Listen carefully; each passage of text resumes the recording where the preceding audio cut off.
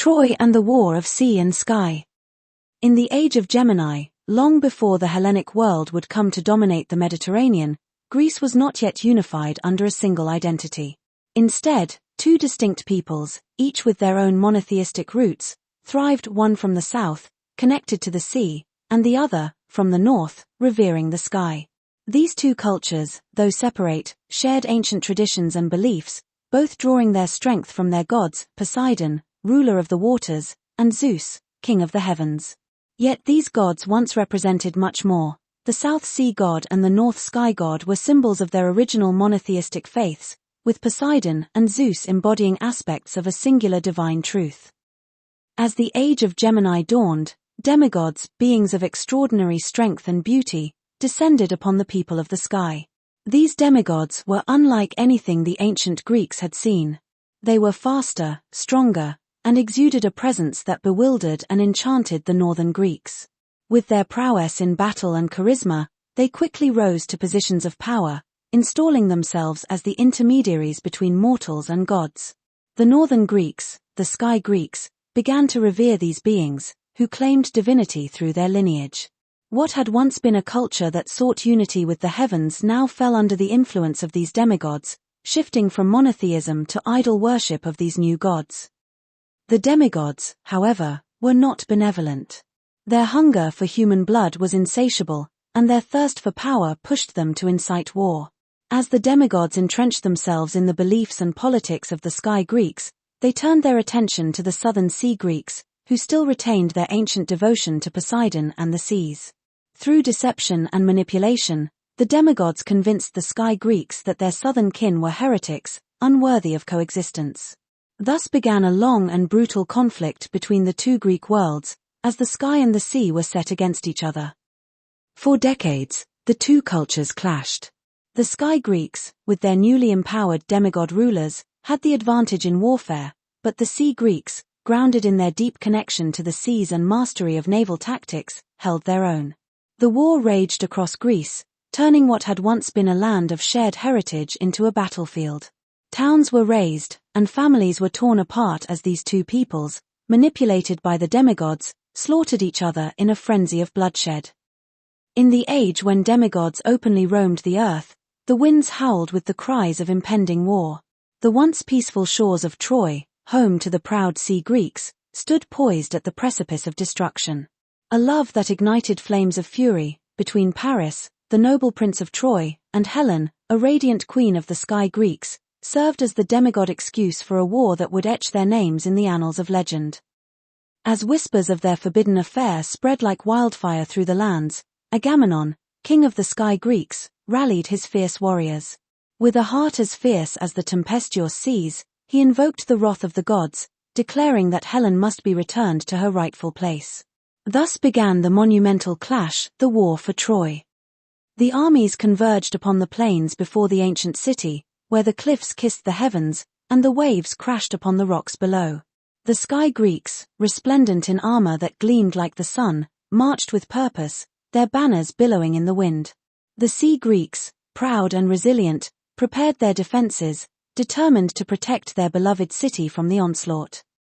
The battle raged like a storm unleashed.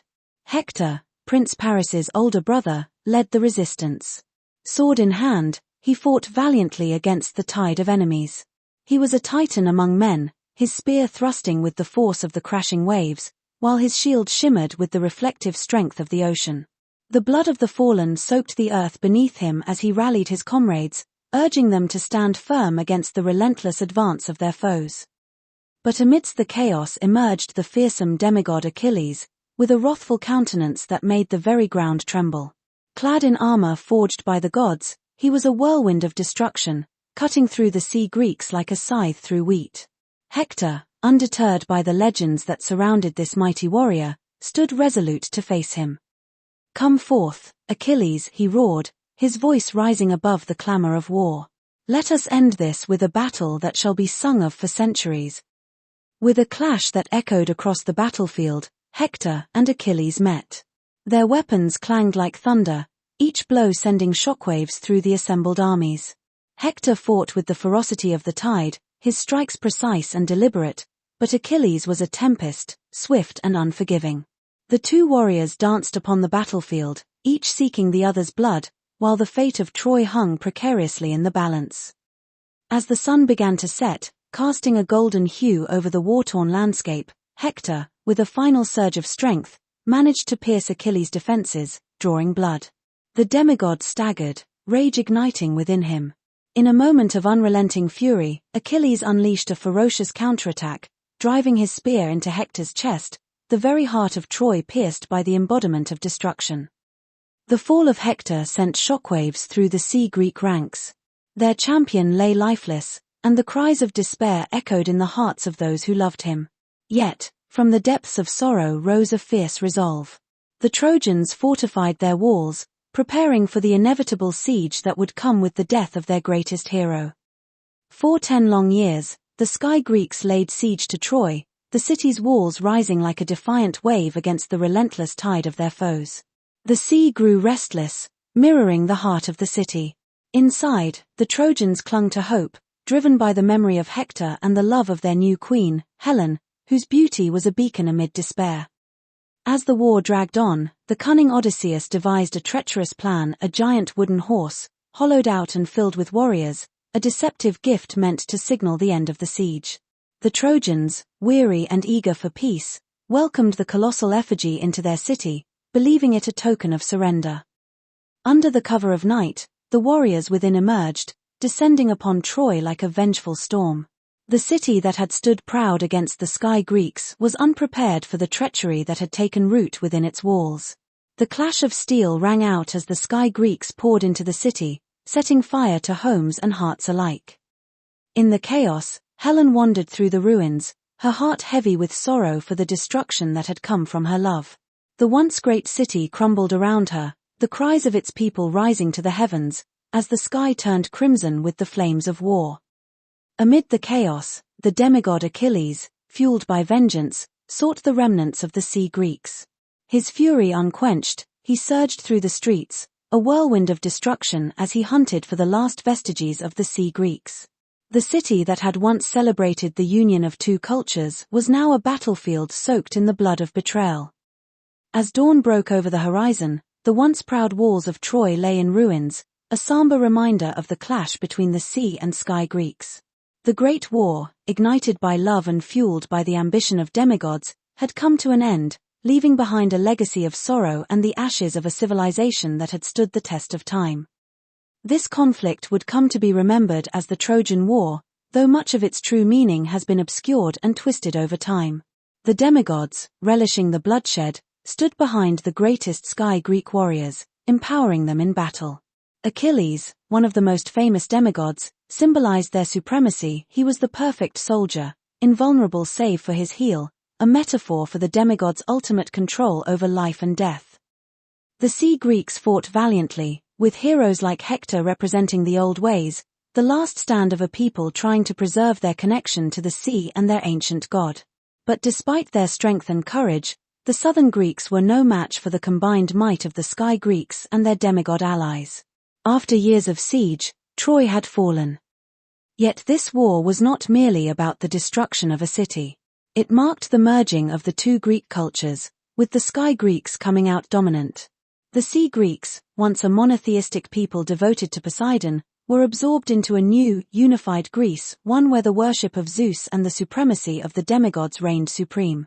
The mythology that followed distorted these events, turning what had been a conflict between two peoples into the story of divine intervention and mortal heroes, masking the real struggle for cultural and religious survival. The story of Troy, like much of Greek mythology, has been warped and diluted over millennia. The demigods, those half-human beings who thrived on conflict and subjugation, left their mark on Greece's early history, and the true nature of their influence was carefully hidden. What began as two monotheistic cultures was twisted into a pantheon of competing gods, and the demigods installed themselves at the center of this new order. While the demigods had once appeared as divine protectors to the Sky Greeks, their influence could only last so long before their true intentions began to show. Over time, the once glorious presence of these half-alien beings became a heavy burden on the Greek people. As the age of heroes began to fade, the Greeks, famed for their fierce independence and individualism, started to see the demigods for what they truly were, not divine beings of wisdom and protection, but manipulative overlords, enslaving their minds through a warped mythology and blood-soaked warfare. As the generations passed, the Greeks grew weary of the demigods' demands, their lust for conflict, and their constant need for human sacrifices in the form of endless warfare.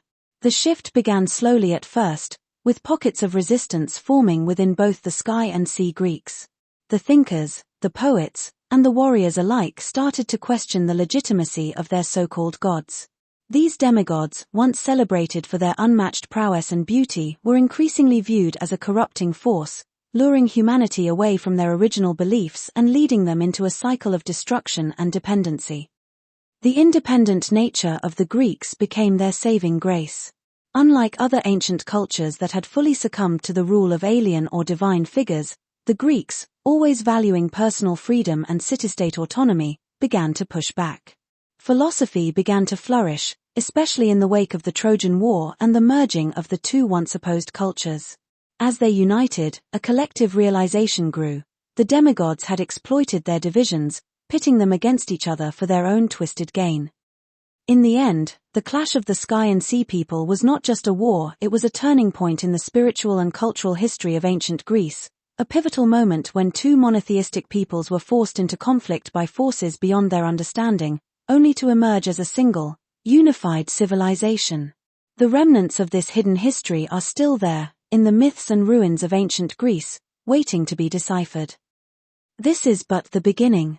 Much of Greek mythology, as it is known today, has been intentionally twisted and obscured, not only by the later Greeks but also by external forces like Persia and Rome, who sought to reshape history to serve their own ends.